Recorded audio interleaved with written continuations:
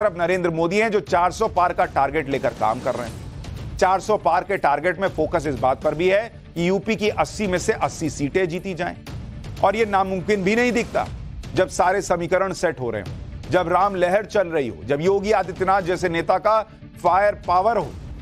अयोध्या में राम मंदिर बनने के बाद पहली बार मुख्यमंत्री योगी आदित्यनाथ आज यूपी विधानसभा में बोले। और आपको पता ही है कि सीएम योगी जब बोलते हैं तो कोई लाग लपेट तो करते नहीं, जो कहना मुंह पे बोलते हैं, सीधा बोलते हैं, किसी को बुरा लगे भरा लगे। सीएम योगी ने आज विधानसभा में सबके सामने सीधा संकेत दे दिया कि अयोध्या के बाद अब बारी काशी और मथुरा की है। सुनिए सीएम योगी। देखिए, अयोध्या का उत्सव लोगों ने देखा तो नंदी बाबा ने भी कहा, भाई हम काहे इंतजार करें।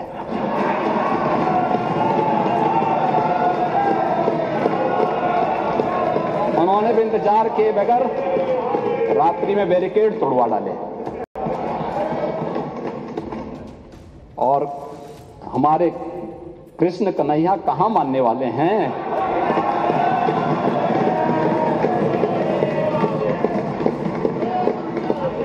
सीएम योगी ने जो बात ज्ञानवापी में पूजा शुरू होने को लेकर कही और मथुरा में कृष्ण जन्मभूमि को लेकर कही, दोनों ही मामले कोर्ट में चले। ज्ञानवापी में तो कोर्ट ने पूजा की अनुमति भी दे दी, जिसके बाद रातों रात बैरिकेड खुले और रातों रात पूजा करने की व्यवस्था बना दी। 5 टाइम की आरती भी शुरू। पूजा रुकवाने के लिए मुस्लिम पक्ष हाईकोर्ट गया, लेकिन मुस्लिम पक्ष को फिलहाल राहत नहीं मिली और पूजा पर रोक भी नहीं लगी। इन्हीं बातों को लेकर आज योगी आदित्यनाथ ने महाभारत काल की याद दिला दी कि अगर कौरवों ने पांडवों को उनका हक दे दिया होता तो महाभारत का युद्ध न होता। पांडवों ने दुर्योधन से सिर्फ 5 गांव मांगे थे, लेकिन उसने कहा था कि सुई के बराबर भी जमीन नहीं दूंगा। इसी पर महाभारत हो गई। योगी ने कहा कि यहां तो 5 गांव की नहीं, सिर्फ 3 जगहों की बात है। सुनिए योगी ने कैसे दिनकर की कविता के जरिए काशी मथुरा के लिए बड़ी बात कह दी। हमने यही तो कहा, उस समय 5 गांव मांगे थे। भाई भगवान कृष्ण ने तो पहले कहा, जब वो समझौता कराने के लिए गए थे, महाभारत का युद्ध टालने के लिए गए थे, कि देना हो तो आधा दो, लेकिन इसमें भी यदि बाधा है तो दे दो केवल 5 ग्राम। लेकिन वो 5 गांव, लेकिन यहां तो इस समाज सैकड़ों वर्षों से यहां की आस्था केवल 3 के लिए बात कर रही है। 3 के लिए।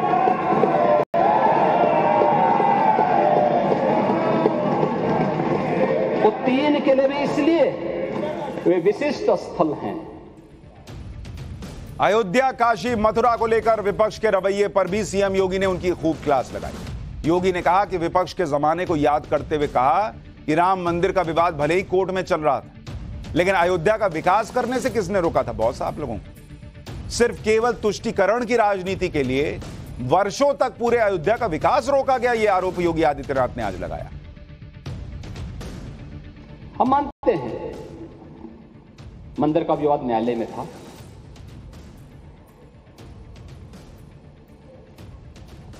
लेकिन वहां की सड़कों को तो चौड़ा किया जा सकता था ना। वहां के घाटों का पुनरुद्धार किया जा सकता था। अयोध्या वासियों को बिजली की आपूर्ति की जा सकती थी। वहां स्वच्छता की व्यवस्था की जा सकती थी। वहां स्वास्थ्य की बेहतर सुविधाएं दी जा सकती थी। वहां एयरपोर्ट बनाया जा सकता था। विकास के इन कार्यों को किस मंशा के साथ रोका गया था? कौन सी मंशा थी कि अयोध्या का विकास ही अवरुद्ध कर दो, काशी का विकास ही अवरुद्ध कर दो, मथुरा वृंदावन के विकास को ही अवरुद्ध कर दो? महोदय, ये तो मुद्दा नियत का है।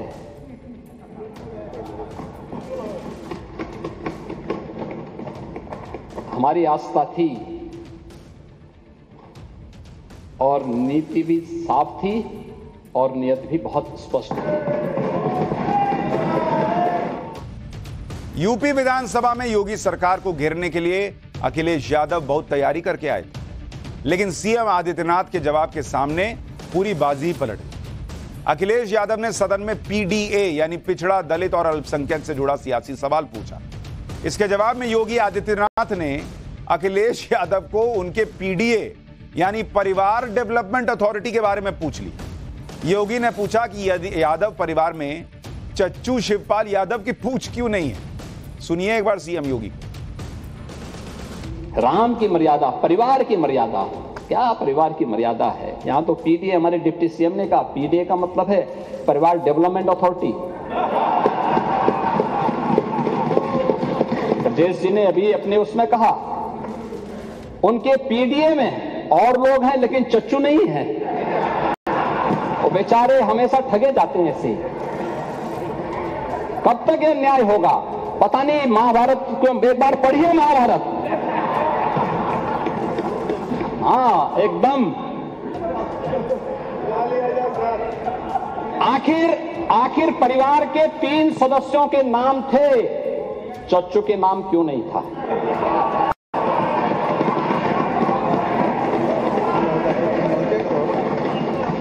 अरे उनका भी नाम देते, वरिष्ठ नेता थे। और बेचारा रगड़ते रगड़ते अपने को जो है पीडीए में है ही नहीं। अखिलेश यादव पर आरोप लग रहे हैं कि वो ना तो परिवार में शिवपाल जैसे लोगों को संभाल पा रहे, ना ही अपने सहयोगियों को संभाल पा रहे। जिसे मौका मिल रहा है वो साथ छोड़कर जा रहा है। जैसे जयंत चौधरी की आरएलडी के बारे में धीरे धीरे ये कंफर्म होता जा रहा है कि वो अखिलेश यादव का साथ छोड़कर बीजेपी के साथ चले जाए। कल ही हमने आपको बताया था कि जयंत चौधरी की एक बड़े बीजेपी नेता और केंद्रीय मंत्री के साथ मीटिंग हुई। जयंत चौधरी ने बीजेपी के साथ आने का ऑफर दिया है। कई लोगों को यह बात समझ में नहीं आ रही कि जयंत चौधरी कैसे अखिलेश का साथ छोड़कर जा सकते हैं, क्योंकि 19 जनवरी को ही अखिलेश यादव और जयंत चौधरी की लखनऊ में मुलाकात हुई थी। इसमें सीट शेयरिंग की बात तय हुई थी। जयंत चौधरी की आरएलडी को अखिलेश ने लोकसभा की 7 सीटें ऑफर की, लेकिन 20 दिन में ही जयंत के बीजेपी के साथ जाने की चर्चा होने लगी और जयंत चौधरी की पार्टी की तरफ से कुछ ऐसे संकेत भी मिलने लगे जिससे यह माना जा रहा है कि आरएलडी समाजवादी पार्टी का गठबंधन टूटेगा और बीजेपी के साथ आरएलडी चली जाएगी। अब आप देखिए संकेत क्या है। पहला संकेत, 12 फरवरी को पश्चिमी यूपी के छपरौली में चौधरी अजीत सिंह की प्रतिमा अनावरण समारोह होना था, लेकिन इस कार्यक्रम को टाल दिया क्योंकि इसमें अब पीएम मोदी के आने की बात कही जा रही। पीएम मोदी के हाथों से चौधरी अजीत सिंह की प्रतिमा का अनावरण कराने से आरएलडी और बीजेपी के गठबंधन का संदेश यूपी के जाट वोटर को दिया जा सकता है। इसके अलावा दूसरा संकेत मथुरा से मिला, जिसमें आरएलडी ने 4 फरवरी को होने वाले युवा सम्मेलन कार्यक्रम को टाल दिया। माना जा रहा है कि आरएलडी और बीजेपी के नए समीकरण की वजह से इस कार्यक्रम को रद्द किया गया।